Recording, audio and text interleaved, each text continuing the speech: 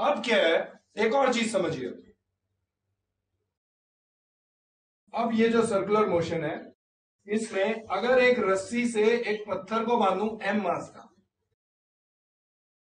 मास का एक पत्थर है और इसको बांध के घुमा रहा हूं मैं सर्कल में, हॉरिजॉन्टल सर्कल है, find the tension v speed से घुमा रहा हूं, तो बताइए क्या टेंशन होगी। हॉरिजॉन्टल फ्रिक्शनलेस सरफेस पे घुमा रहा हूं, टेंशन फाइंड कीजिए, अलर्ट रहिए, अलर्ट। करना क्या था, आप इसका फ्री बॉडी डायग्राम बनाइए, तो there will be some tension. और ये हॉरिजॉन्टल सर्कल है, ये मैं बोल चुका हूं, ग्रेविटी नहीं है, हॉरिजॉन्टल प्लेन में टेबल पे घूम रहा है। अब मैं इसका फ्री बॉडी डायग्राम बनाऊंगा, तो टेंशन है, mg और नॉर्मल रिएक्शन एक दूसरे को बैलेंस कर रहे हैं, टॉप व्यू है ये। हाँ, so net force towards the centre कितनी है, नहीं, नेट फोर्स इज t, एक ही फोर्स लग रही है, that should be equal to mass of the body to acceleration, acceleration कितनी है, तो हमें पता लग गया टेंशन इतनी होगी। ये सबको समझ में आ गया? Yes sir. अब इसके आगे चलते हैं।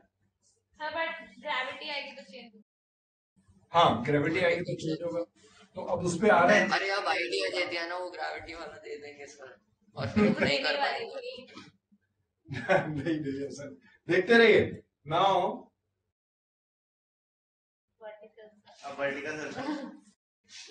This is a circular motion, please pay attention. अब आप लोगों ने एक चीज, तो ये जो टेंशन है, ये एक tension was a force which was directed towards the centre, and such a force will be called कैसी force, centripetal force, because it was acting towards the center. So centripetal force, ध्यान दीजिएगा, बहुत attentive रहिएगा, centripetal force will be equal to कितनी, mv square upon r. Yes sir.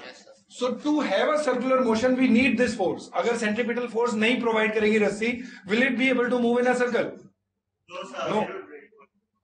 Tell me, if a car is moving in a circle, who's providing that centripetal force? If a car is moving in a circle, अब वहां तो कोई रस्सी नहीं बंधी हुई है ना कार से, friction between the tyres and all. Now please tell me, अगर कार सर्कल में यूं चल रही है तो फ्रिक्शन किधर लग रहा होगा, कोई बताएगा? कांस्टेंट स्पीड से चल रही है सपोज,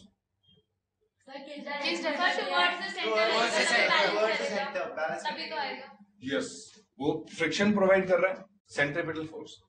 नाउ अब ध्यान दीजिएगा, अलर्ट रहिएगा, ये तब है जब यूनिफॉर्म स्पीड से चले। अगर कार एक्सेलरेट भी कर रही है तो उसको, सपोज इधर चल रही है और एक्सेलरेट कर रही है, तो इधर भी एक फोर्स चाहिए ना, वो फोर्स भी फ्रिक्शन ही लगाएगा, centrifugal force. So resultant friction force ऐसे भी होगी, समझ रहे हैं आप, इधर भी होगी और इधर भी होगी, तो रिजल्टेंट कहीं इधर आएगी। Do you understand this logic? Now अब ध्यान दीजिएगा, अब मैं आपको और एक चीज बता दूं, सर्कुलर मोशन एक कॉन्सेप्ट होता है सेंट्रीफ्यूगल फोर्स। आप लोग जब कभी मैरी गो राउंड में घूमते हैं, तो आपको जब घूमता है वो, तो आपको ऐसे फील होता है बाहर की तरफ गिर रहा है, कोई खींच रहा है बाहर की तरफ, यस और नो?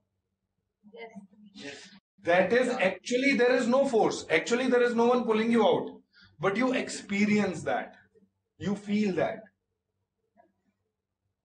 है ना? एक इनविजिबल, एक सूडो, एक इमेजिनरी फोर्स है जो आपको बाहर की तरफ खींचती है जब मैरी गो राउंड में आप घूम रहे होते हैं। Do you understand that?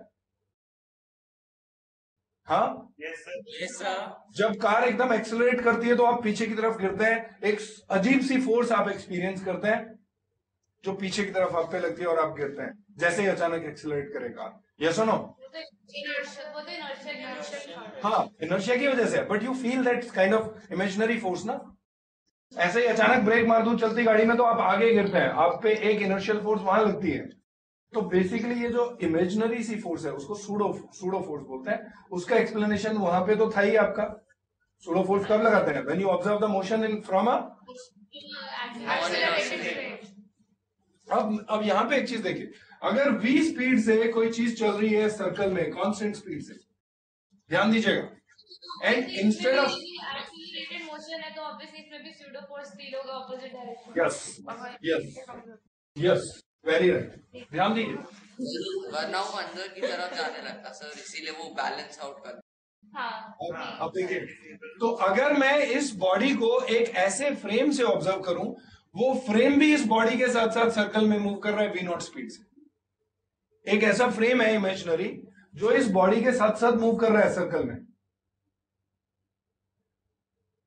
तो उस फ्रेम की एक्सेलरेशन कितनी होगी, कोई बताएगा? वो किस रेडियस में घूमेगा?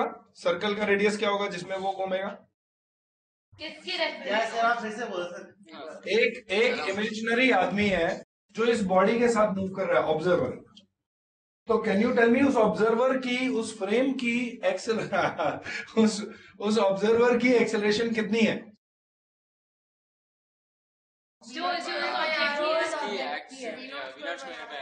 और वो टुवर्ड्स द सेंटर है और वो है v naught square upon r. Yes, उस फ्रेम की एक्सेलरेशन ये है। नाउ टेल मी, अगर मैं उस फ्रेम के अंदर बैठ के देख रहा हूं तो मुझे इस बॉडी की एक्सेलरेशन क्या दिखेगी? जीरो। इस बॉडी की वेलोसिटी क्या दिखेगी? Very good, correct correct. अब उस फ्रेम में, वो फ्रेम इनर्शियल फ्रेम है, नॉन इनर्शियल फ्रेम है? और अगर वो नॉन इनर्शियल फ्रेम है तो should I apply pseudo force, yes और नो? सो ध्यान दीजिएगा, इस फ्रेम की एक्सेलरेशन है v square upon r towards the centre. इस फ्रेम में खड़े होकर ऑब्जर्व करूंगा तो do I need to apply pseudo force, yes और no? Yes sir. In which direction? Opposite direction. तो अगर मैं उस बॉडी पे एक सूडो फोर्स लगा दूं और उसको बोलूं m v not square upon r, ये सूडो फोर्स लगा दी। अब मैं इक्वेशन क्या लिखूंगा? Suppose T is the tension, वही सेम कहानी हो रही है, टेंशन निकालनी है। तो अब क्या क्या फोर्सेस लग रही हैं इस बॉडी पे? एक, दो और ऑपोजिट। तो अब मैं लिखूंगा T minus m v square upon r is equal to zero. Yes. So चाहे हम सूडो फोर्स वाले मेथड से करें चाहे बिना सूडो फोर्स के, we get the same answer. And you understood force कब लगाते हैं? ये सेंट्रीफ्यूगल फोर्स बोलते हैं। ये जो फोर्स है ना, जो आउटवर्ड वाली फोर्स है, that force is called centrifugal force. Centripetal is towards the centre, centre seeking, centrifugal is outwards. और वो हम कब लगाएंगे? हाँ, जब हम मोशन को सर्कल में मूव करते हुए उस बॉडी के साथ मूव करते हुए ऑब्जर्व करेंगे। Are you clear about it?